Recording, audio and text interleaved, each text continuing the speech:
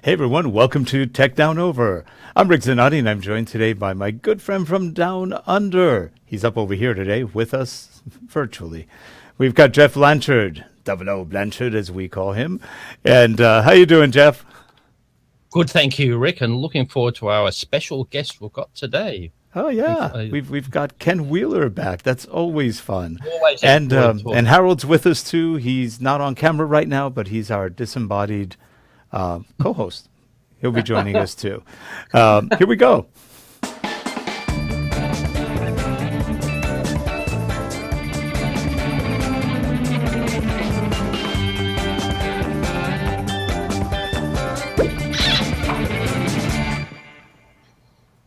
This show is sponsored by Relate Corporation at www.relate.com, your training and video partner.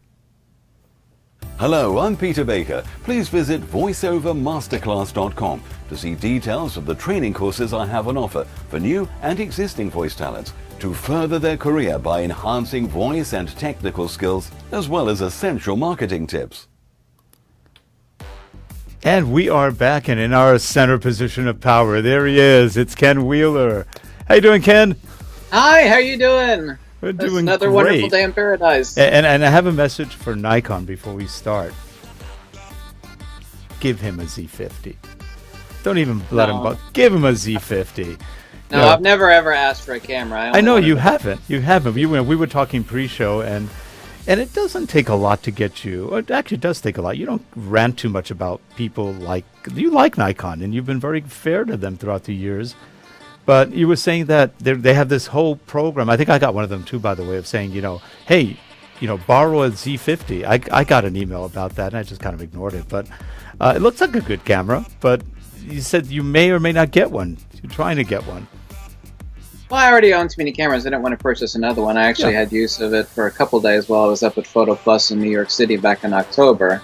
It has one minus on it that it doesn't have a joystick. But yeah, apparently everybody in the world had been spammed for like a free 30-day trial on the Z50, which I myself also had. And I haven't contacted Nikon for 5 years or more. And I asked to borrow the camera for a week, and apparently that was a heinous, obnoxious act on my part. So even though I've made them an enormous amount of money and God knows how many hundreds of $1,000s literally of free tech support over many, many years, they just thought that was a bridge too far to let me borrow that camera. But it's sort of funny because camera manufacturers don't have very long memories, if at all. They don't really pay attention to who's talking. I mean, you've always talked pretty well about Nikon. You've never really said anything bad. I'd say you were a pretty good representative for Nikon in terms of, you probably sold Nikons when you were selling cameras. And they're good. I mean, they're not bad cameras. Nikon's having some issues, like that are in the news, like financials and stuff like that. They're having definite problems, but I don't know. I think you're right that Nikon hasn't really gotten with the program or the competition that's out there and where they stand. Now, do you remember when those mirrorless came out, the Z6 and 7? Everybody panned it. And within months, everybody bought them. So it's like, I don't know about everybody. The sales were actually a lot less than they expected when the final numbers came out about 2 months ago, yeah.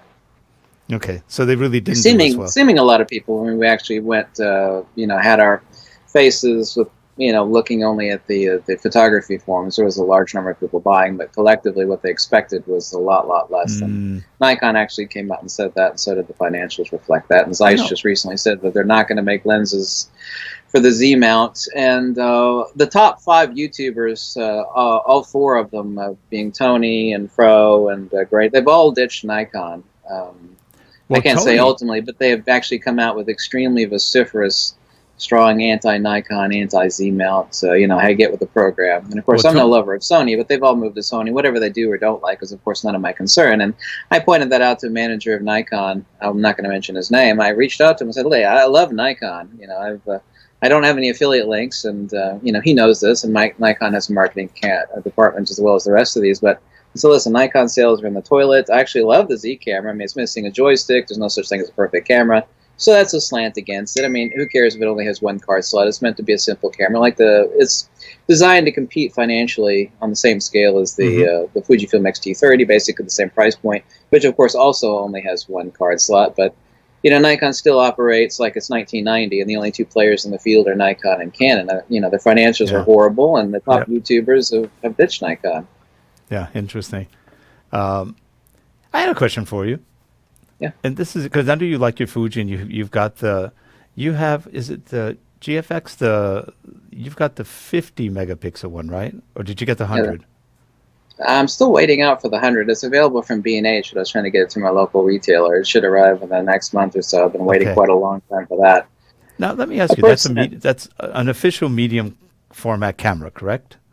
There's two format sizes. Yeah, I mean, it's not phase 1 size, but people don't realize. They think, well, it's a crop medium format. But I mean, we didn't think back in the film days when we were shooting 645 Mamiyas, we didn't think, well, that's a crop medium format as opposed to the much larger 6.7 Pentax, which I shot in photography school, Southeast Center Photographic Studies, a pair of 6.7. I mean, none of us actually, well, that's a crop medium format. But there's this, this sort of cliquish nonsense now that the internet, of course, is not. Of course, there's basically no internet. Essentially, there was, but back when I was in photography school, that people like to say, well, what are you going to do? You're going to go buy $50,000 phase 1. I mean, the lenses are huge. They're obnoxious. The cameras are really, really expensive. Actually, it is completely cost ineffective to make an affordable medium format camera, which the only people who have ever done that, of course, is Fujifilm. So it cannot be a sensor of that size because necessitatively that would require an enormous lens, which you could not drive fast as far as the driven elements for autofocus, and it would be cost prohibitive off the scale. I mean, when sensors actually get larger, they don't actually become additively more expensive. They become multiplicatively more expensive. The same is true of telescopes.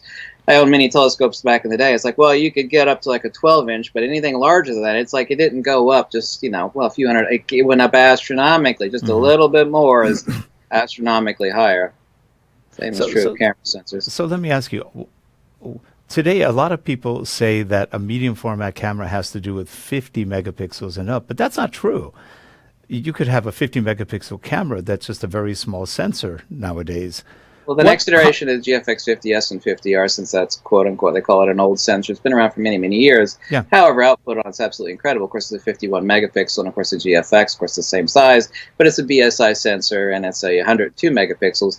It's going to be a full, a medium format version of I can't remember which current Sony, but current Sony it is, but it's a scaled up version of the current Sony. I think it's the A7. A7R4, I think. Yeah, which scaled up to the exact 57? size of the current GFX sensor would be. I think it's like 78 megapixels. So the next iteration of GFX 50S and 50R will be somewhere between 70 and 80 megapixels. It'll be a BSI sensor. It'll be much, much better for ISO low light. I had the GFX 100 for a couple months. I mean, if you can't totally crucify the shot with 51 megapixels in medium format, you certainly can't do it with 102. Yeah. It is way better in high ISO, and of course the IBIS is very important for shutter shock. So who would you say, on the whole, a medium format camera, like the Fujis, is really designed for? Either one or two people, actually. A person with has, well, I hate to say this, but I was about to say more money than brains. People just buy the best that there is. But people that actually can rationalize the cost of it, that would pay itself off immediately, like hardcore product, commercial, portraiture. My buddy actually bought it, and he is doing some landscape photography. He's already sold an X number of prints to a hotel. Oh, nice. They want the same print printed X number of, I don't know how many dozens or hundreds of times, and his camera instantly paid for itself. When people actually call medium format cameras expensive, the actual price that you can actually command for the shot and the fact that you're using that gear, and of course the shots are just absolutely mind-blowing, and anybody that looks at them knows it immediately. And nobody usually, unless it's something like me or a very small handful number of people, upload like a 600 megabyte full TIFF file, and you just look at it, and everybody does like, oh my God, that's amazing. Yeah. It justifies itself, and it does pay for itself instantly. So they're not expensive. These tractors that move dirt for like gold mines and whatnot, the tires on them are like $150,000 a piece. They're obnoxiously expensive, but it's like, you actually have to have this to mine the gold. So you either have the money and you buy a medium format camera because you want the best of the best of the best, and you've got a lot of money, and of course, that's why you should have money, is because you can buy the best, or you can actually rationally justify it, as for the work that you do. Obviously you're don't need something like that for taking pet photos and, snap pics on your vacation. Yeah. Nice cameras, though. There's a few groups I can essentially see it for. people that can afford it or those can rationally justify it for their work. So do you have, at this point, any favorite camera of all the ones that you've played with, had, owned, or just had hands-on? What do you like? The one camera I've been waiting 10 years for that finally came out is a GFX50R. That's my favorite digital camera of all time. I've been wanting a compact, and of course they're all bricks, and that is a brick, of course. But I've seen more than a few GFX50Rs go for $2,700, around 27, and that's just obnoxious. I mean, that's cheaper than a good used Nikon D810 used to be. And when you look at a full-blown 450 plus megabyte TIFF file on like a 5K iMac 27-inch display, I mean, I've uploaded a bunch of images for people to look at. Just the results are always, even if they hate Fujifilm, you just look at the image and you just go, oh my God. Yeah, that's nice. Hey, Jeff. Sorry, I've had too much caffeine. Yes, I just don't like butting in because I just like to hear you two just talking about the cameras, because it's one area, like you just said, with the medium format. I did hear something the other day with something else, and somebody was saying that if you have to ask, do you think I really need this one? Well, no, you don't. You'll know when you need. You'll know you've got the money when you need it. It says if you ask that question, no, you don't need it. Well, that's like the old joke about the guy who goes to the doctor and he says, oh, you've got a very strange and rare disease. And the guy goes, how much is it going to cost? He goes, if you can't afford it, you don't have any right to have this disease. Well, I'm the sap that actually has to buy this stuff to review it, since that's part of, I've got 3 jobs technically. I mean, that's part of my job. So by me buying it doesn't mean I'm advocating, always buying new stuff. It just means that's my job, because that's what people expect me to do. But I mean, I'm not. That doesn't mean I'm advocating it of other people. I actually love, completely trashing a camera. I mean, there's been a lot of good stuff recently. I love to, completely hate on something. This is horrible. There's actually Godox, and I love Godox to death. But there's a unit in there I'm borrowing. When I do the review on it the next few days, I just can't wait to trash it because it's obnoxiously horrible. It's just, there's no way you should consider buying it. Yeah. Well, I gave my XT2 to Harold, and he enjoys it. He likes it. I couldn't get into it. I don't know why. It just wasn't my favorite camera. It takes beautiful pictures. It's nice, but I think the ergonomics for me I didn't like. He loves it. I think he's been using it a lot and takes good videos, takes great pictures. It's nice. Yeah, it's a good camera. And I don't like the ergos either without the vertical grip. That always sells it for me anyway. Yep. Now there's what I actually liked about it was that's what I actually liked about that one, was the style of it. That it reminded me of just like a normal film type camera, not a digital camera. But I like all the dials on that as well. But as I said, some people don't like that. What do you think of that new XT? Well, I don't know if they're going to call it an XT4 or whatever, but they're calling it XT4 right now. It looks interesting. It looked like a pretty good camera. I just don't have enough information on it. They just came out with a roadmap with 2 new GF X lenses. One's a 80mm 1.7, which is really fast for medium format, and a 30mm f3.5. And then, of course, they're going to announce on February the 4th, I believe, the X100 Mark V, which basically is just going to have the updated image, updated sensor and image processor, just like the X Pro 3 is basically an X Pro 2 with a larger viewfinder and same sensor and engine as the XD3.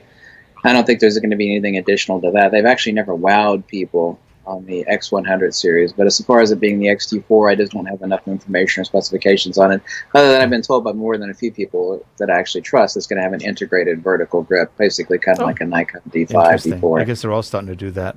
It's sort of like that. And it's been confirmed a completely new battery also. And the only reason they would actually update the battery, because you can rip them off on the buffer on an XT3, is to actually have one thing. And since I had to research batteries a lot when I did tech support for Apple, is that the deep drains it actually causes voltage fall-off spikes, which can cause any camera to freeze. The only reason they actually update that battery, by saying that they're updating that battery, there's only one real reason for that, and that is to make it a hardcore sports action wildlife photojournalism camera. And they're also bringing that out ahead of the Olympics. They're actually pulling the same maneuver that Nikon and Canon have always done, is you always got to bring out the super fast monster right before the next Olympics. That's what Canon's doing right now with that 1DX Mark III. I think that's coming out in February. I'm not sure. There's a nice video on it by a Canon ambassador. I can't believe how incredibly small the viewfinder on that thing is. it looked like a regular. Just I don't get it either. Way And, you know, smaller I than bet that. you I know what they're doing. They just figure people are going to put monitors on it. Maybe. I don't know. I don't know. Not as an Olympic camera. I mean, they talk about its great video features, but I mean, Recently, I have one of the Canon EOS Rs, and I wasn't shooting very good pictures just looking through the viewfinder or the screen. Both Harold and I noticed that what you see on the viewfinder isn't what you get in your picture, and what you see on the LCD isn't what you get on your. So it's like, how the hell do you get this thing to shoot where you actually see what you want to see? And I finally put one of those Atomos Shinobis on it, and all of a sudden I'm getting beautiful pictures because now the Shinobi's telling me almost exactly what the sensor's seeing, not what the view. I don't know what they've done with the viewfinder and the LCD, and they don't match. They're at the same settings. We've tried different things, and no matter what we do, it doesn't match what those do, but it looks good on the HDMI output. I don't get it. But I was getting frustrated. I go, my pictures look like crap. What the hell is going on? So I and with the Shinobi, all of a sudden I go, oh, I can really read that well now. And the colors are matching what's coming out later on when we look at them. Isn't that weird? I have enough experience on that particular unit or that camera to make an intelligent comment. Sorry, go ahead. Yeah, it's just sort of interesting. You just have to have two people. Just have to have two people to operate the camera, though, Rick. One to hold the monitor and one to hold the camera. Almost. Another person to look at the viewfinder. Really, Harold and I were looking at it going, what a difference. When you're looking at the Shinobi, you're going, okay, now that color looks good. The clouds look good. Everything looks good. And then when you look at the picture in the output, it looks pretty much like what we were shooting. You go into the viewfinder, and it looks like really bright, and then you get it's totally dark, and you go, what? And then you look at the LCD, and the LCD looks overburned out, and it comes out okay. And it's like, how the hell do you film with this thing or do anything with it? It's very misleading. And if it weren't for the Shinobi, I think it'd be pretty ticked off at the camera right now going, I don't get it. And we've tried different settings, and none of them were really getting us, or at least they weren't matching each other, the viewfinder and the... I think, Carol, you looked up some support and you couldn't find anything on it, right? For the to try to figure out how to get it more calibrated to each other. Yeah, weird. Just one of those. Is that the only? I've never heard that one before, Rick, but that's quite an unusual sort of thing for that camera. It drove us mad for about a week. We're trying to figure out. It looks good here. We both go outside and we're filming like these big eucalyptus trees outside the office, and we can see them with the viewfinder pretty clearly. They're burned out or they're too dark. It's like, tricky. Maybe they have some weird analog actually programming issue in the way they're looking at the images or the way they're applying gain to the viewfinder and or LCD. So I'm not sure. And I don't think it's a bad camera. Everything seems to work. It just gives you slightly unpredictable results, or at least not the results you're seeing. It's either the metering mechanism, either that, or it clips the highlights really bad, like a Nikon D500 does. But I'm not familiar with that camera. I couldn't intelligently comment on that one. Hey, going back in time, let's do a little step back in time. Remember, you were like the biggest D500 fan. You did tons of videos on it. You have all the. If you type in D500 tutorials, I think yours come up first. And you love that camera. Do you still love it? Yeah, I make all my videos in a D500, and I still have a D500 camera. Yeah. Cool. That's the one I fixed. That the famous art photographer, dropped into the creek, and there was some corrosion. I had to creep off of the main board, take it apart. That was actually a good video because you showed how you cleaned it up. Oh, man. None of those cameras are really weather sealed. No. So you actually do use it a lot. You do it was a nice video camera too. It shot good video. I had it and I turned it back in because I got a bad model, and they even said, yeah, you got a bad one. And I didn't buy it again after that. And that's when I pretty much gave up on Nikon with the D750 and stuff. I liked the D750. But I thought the D500 was nice. It had, again, the good ergonomics, good everything. I think I just got a bad production one. And I went, bummer. couldn't get it to work right, especially in low light. Nothing was happening. And so the guy told me at Sammy's camera, you got a bad motherboard probably on it, and so they took it back. It just got a refund. People would be shocked if they saw the inside of a modern digital camera, and you just wonder how they even work at all. It's just unbelievable. There's not a lot of room. Oh God, did you ever open up? You've opened up Sony's, right? Nothing fits in there. I mean, they're so tight. No wonder they're hot all the time. Yeah, I know. There was a really bad design flaw in the A7R3. I got lots of emails, and I showed tons of picture examples. There's a specific name for it about condensation wicking.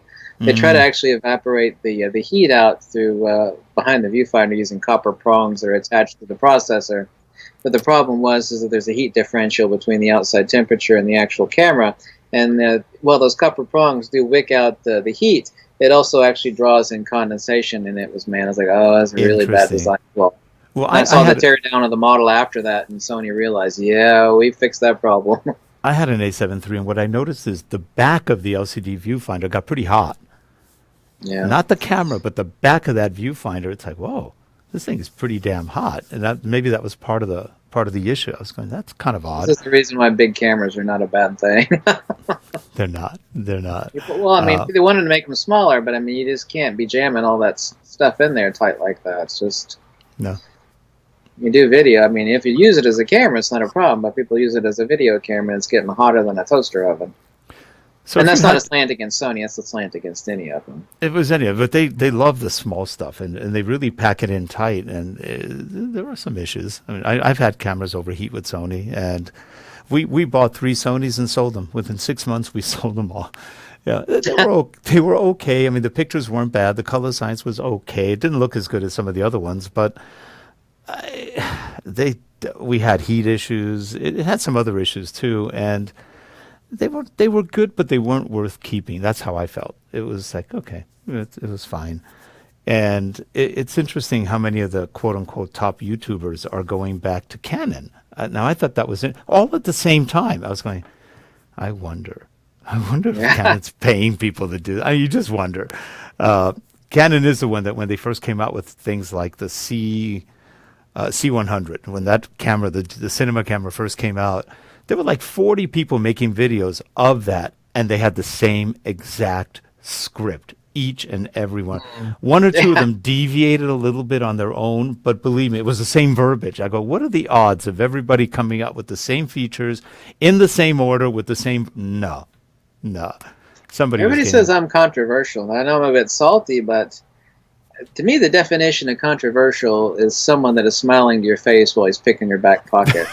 I have no affiliate links. There's nobody, even people that hate me. They say, I hate you, but when you recommend something, I know it's actually good, and I'm going to get something that I actually do want. Because you're always trashing stuff, and when you say something's awesome, it actually is, and you're not getting paid by anybody. Yeah. Like, oh, you're not. That's the opposite is controversial. I'm not saying that I'm all this or all that. I know I'm a fat, bald loser and a nobody on YouTube, but I mean, at least I'm not trying to pick someone's pocket while I'm, I'm not saying everybody's like, it's just... Yeah. To me, that is the definition of controversial. You'll love some of the comments. You'll love some of the comments we've gotten when you've been on. They'll say something like, I hate Ken Wheeler, and therefore I hate you too, but at least he's honest. But they'll say, at least he's honest. And that's okay. It's like, I hate me too. Well, we appreciate the hate. Thanks. It's like... No, I mean, no, I said I hate me too, not you. You hate you too? I wasn't talking about you, no. No, I know, but it's funny, the comments we get. It's like, geez, I follow Ken everywhere, and I still can't stand him, but he's right. Okay, good. That's controversial, apparently. Yeah, no and so that's the kind of comments we get. And occasionally people go, it's so nice you had Ken on. So cool. It's like, great. It's funny.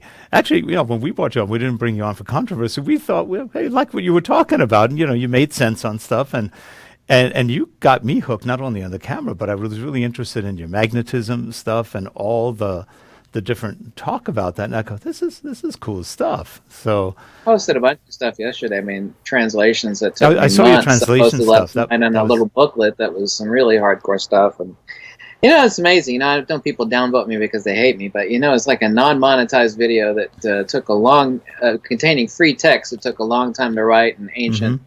Polly, which took a long time to translate. It's like, that's the video you're going to downvote. You know, free translations and lots of hard work on a non-monetized video. Okay. Yeah.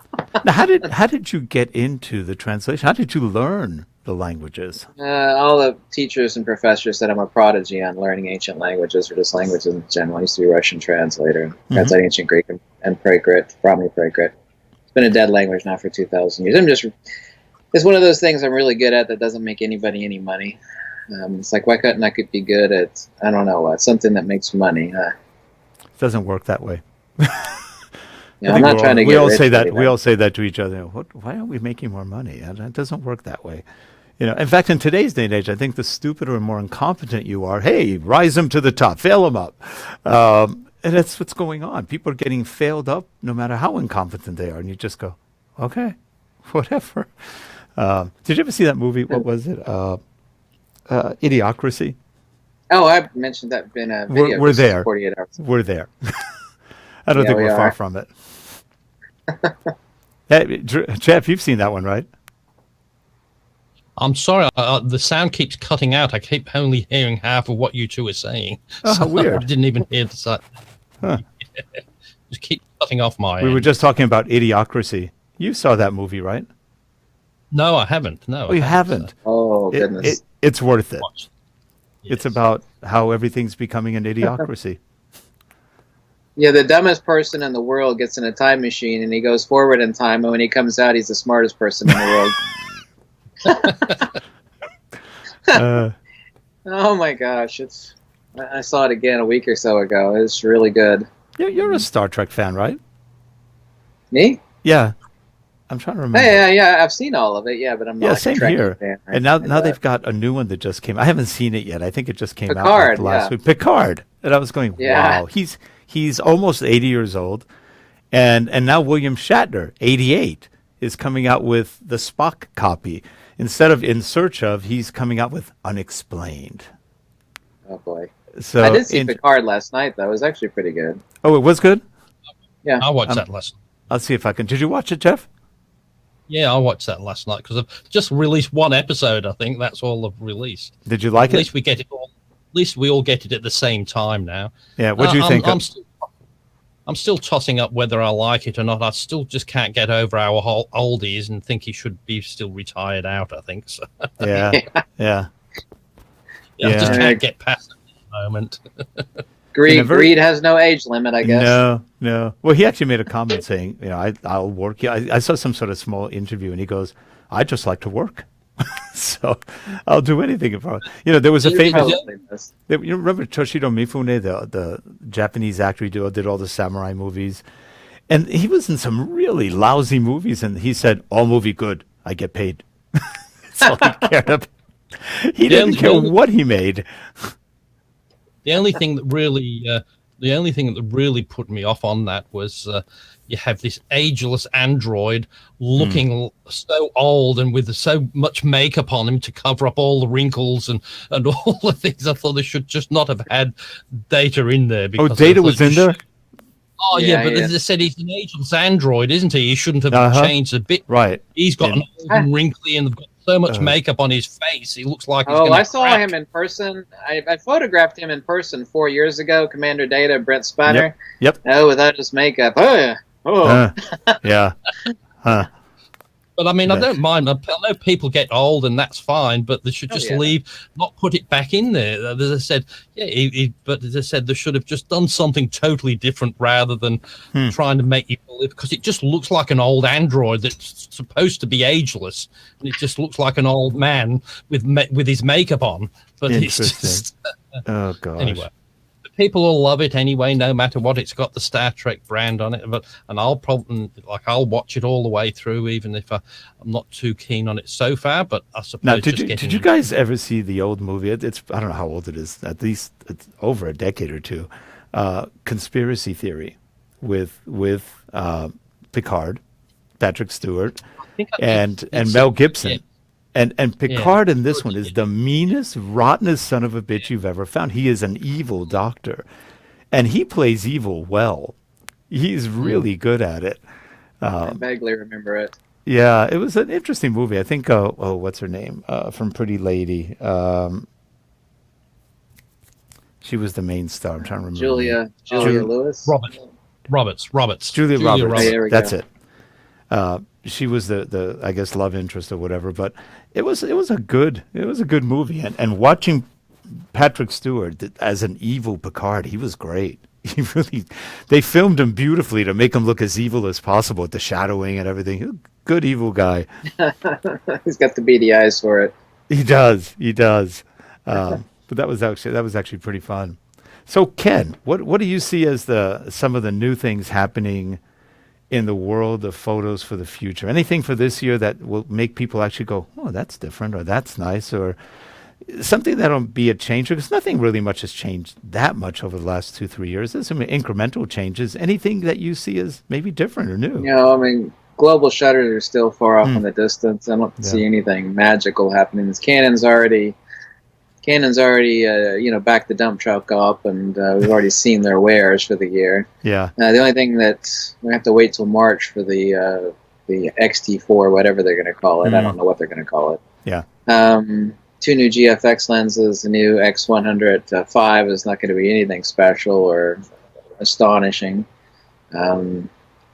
Sony's going to come out with another A7R Mark IV, Mark II, Mark VI. You think another one? Whatever. Yeah. They keep coming another out 3 with or 4 at least. Incremental improvements. I just don't see anything, honestly. Yeah, probably right.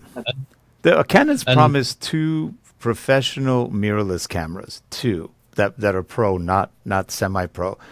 Nobody knows what they're going to be. Some people are rumoring it's going to be a 5D Mark V mirrorless. I don't think they'll do that because they won't confuse the DSLR. Hey, you've brought this up, and you're one of the few who's ever said this, so kudos to you. Everybody says, well, mirrorless cameras are the way to go. Hey, dumb shit. Bring up live view on any Canon camera or any camera like a Nikon. Bring it up when your mirror goes up. You're now mirrorless. Hello. Yeah. And nobody talks about that. It's like there's no huge difference between a mirrorless and bringing up the mirror. And at least, what's the difference? Lack of phase detect autofocus, which they dropped into the new Nikon D780, which I had my hands on today, which lets you actually have decent focus. But I mean, if you're outside and the sun is out at all, that'd be great for a cloudy day, but I mean, you're going to get glare off the LCD screen. But you want to build yourself a little tint over the LCD screen. I mean, it's not good for much. People say, well, you could use this camera in mirrorless mode. I say, well, if the sun's out, you're going to get, you're not going to be able to see what you're doing. I mean, it's not how people use DSLRs. Need that hood, man. Yep. Yeah, I got videos on how to make those. You make great ones out of foam in about 30 seconds. They work really good. Don't weigh anything. Yeah, and they look good. And they actually work, don't they? I tell you what, that new Nikon D780, I mean this seriously since I had my hands on it a few hours ago, that is the best $1,200 DSLR for $2,300 that $2,300 could ever spend. For $2,300, you can buy absolutely, undeniably, unquestionably the finest 1200 DSLR. Oh, gosh. Sounds like a deal. I do mean that seriously, even though I said that. Rick, I'll make a prediction. I'll reckon that the most successful camera this year will be the one where the company gives the best marketing thing, like Sony, the best marketing event that can take all the people out to. Yep. So then it'll be recommended the highest, and that's so if the event's rubbish, the camera won't do very well. That's I do know a big secret that no one's ever come even close to, and it's really a fascinating thing, but I can't tell you what it is because I get in trouble. I'm serious though. I'd like to tell people about it when it gets announced. I think people will be really surprised. Well, waiting keep it with you. Now he's got us curious. I can't talk about it. That's the double-edged sword. I spent all these years trying to get information to talk about in videos, but when you get trusted enough on a few things and they give you the information, you can't give it out, otherwise you'll never get any information. You know why they do that, though? It's to shut you up. That's how they are. They all do that. If they don't want you saying a word, they just tell you something. You go, damn. I've signed a couple of non-disclosures, and I went, oh, man. And they tell you something. You go, you can't say it. And they go, ha, got him. Shut him up right away. Boom. And And usually it's the ones who don't like you. So they think you're doing, hey, they actually like me for a change. I'm getting to actually review this, and you signed a non-disclosure, and then you realize, oh man, I can't say an absolute word because they'll get me. Smart. So, everybody tells me how controversial I am, and I've even had some camera companies tell me that I'm controversial. Like, give me a break, I'm just making videos trying to save people a few bucks. I'm nobody. Even I don't like to see my face. I mean, I look at my videos and play by, oh my God, I don't want to see that guy. But I know what I look like. I know my voice is horrible. I'm just trying to save people a few bucks, and that's all I do. But you know what? Marketing guys know that controversial, good or bad, sells. So, I'm not trying to be controversial, though. I mean, I'm just you're salty. just honest. Yeah. But I don't like salty people either. It's just, we've all had our own past in life, and I think I've seen too much nasty stuff in life as far as, the wife and countless other things. And I have a very low tolerance for nonsense and poppycock. Yeah. Yeah. What do they say in Australia? They use the word rubbish. They don't use poppycock. Rubbish. They use rubbish. Well, the word I like that Jeff tells me, I was thinking of getting a small dog, and he goes, rubbish, you need a proper dog. And I go, I love when they say things like that. It gives it weight. It gives it, gravitas. It just sounds good. It's like rubbish. You want a proper dog. You use rubbish. I've never noticed that. I didn't realize that was a unique thing to our side. Yeah, people here don't say rubbish really, but it's very British, and I think it's a great phrase, rubbish, and it's done where you need a proper dog. And I love that. It just sounds. You're right. I do. I told that to Leslie, my wife, and she goes, Jeff's right. We don't need a small dog. You want a proper dog. So she agreed. Well, you judge a dog by its nose height. If you're standing up and the dog's nose comes to your ankle, then it's a rubbish dog. If it comes up to your kneecaps, then it's a decent dog. But if its nose comes up to your rear, then it's a proper dog. Yep. Right? I'm just trying. She keeps coming in here anyway. She keeps coming in. I keep saying Fanny, but the Australians keep telling me, "Oh, mate, Fanny means something different in Australia." Yes. Fanny's on the other side. Now that's his adorable girl. Fanny. That's his adorable girl. She's an English pointer. Isn't that sweet? She is so cute. Oh. He's daddy. She loves her daddy. She's a doll. She's really cute. She's a big girl too. She about 100 pounds? No, I don't know what it is in pounds. Probably about 27 kilos. 27. Well, that's not that much. That's only like 65 pounds or something. Only 16 months old now. So 16 months old. She's She's a doll. She's a doll. Yeah, you want a dog where if you roll over in bed while you're asleep, you don't squish the dog. Yeah, 27. That's going to be 59 and a half. That's right. Looking at Ken's picture there, she's looking at both of you. Hello, Gemma. Hi, Gemma. Yeah, she just at the wrong time. So yeah. Okay. Well, anyway, we are almost out of time. Actually, we're out of time, but what the heck? But I know Harold's got to get going by 3, so we're going to have to cut it short.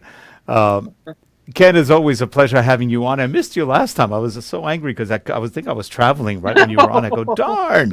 And in fact, I don't know no, you weren't in Florida then. I was in Florida then. We were visiting somebody in a customer, a possible customer in, was it Delmar? No. Delray? Delray Beach, right around there. It's really pretty up there. You just got back from Fort Myers. It was 90 degrees down there. It was hot. It already? Right now? Oh. Yeah.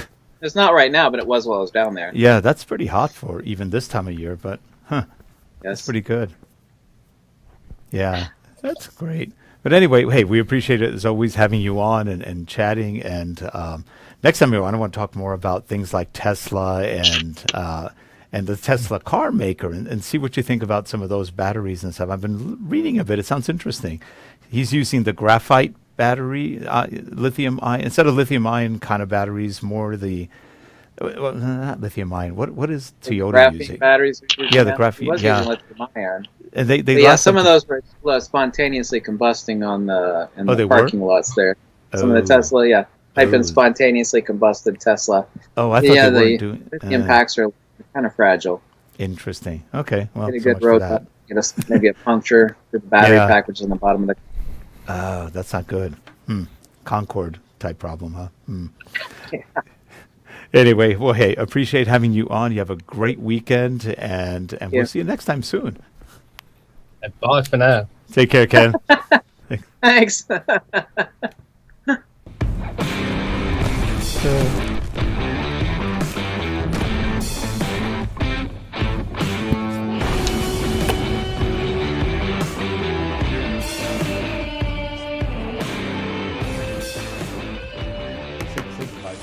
just realized.